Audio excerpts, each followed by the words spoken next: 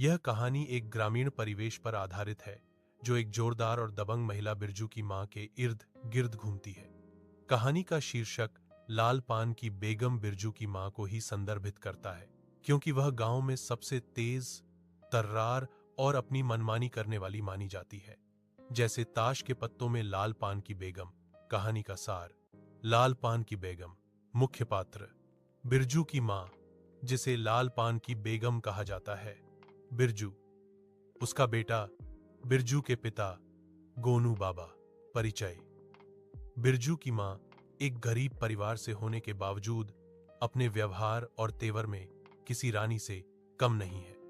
वह झगड़ालू है, हर बात पर पड़ोसियों से लड़ती है और अपनी जुबान पर किसी का नियंत्रण नहीं सहती। कहानी का घटनाक्रम। कहानी का मुख्य घटनाक्रम बिरजू की मां के जीवन की एक सामान्य शाम के इर्द गिर्द घूमता है। गांव का मेला। गांव में दुर्गा पूजा के अवसर पर एक बड़ा मेला लगने वाला है, जहां सिनेमा नाटक भी दिखाया जाएगा। बिरजू की मां उस सिनेमा को देखने के लिए बहुत उत्साहित है। तांगे का इंतजार। वह अपने पति, बिरजू के पिता गोनू बाबा पर दबाव डालती है कि वे उसे और बच्चों को तांगे से यानी शान से मेला दिखाने ले जाएंगे। उसे पैदल जाना मंजूर नहीं है। झगड़ा और रूठना।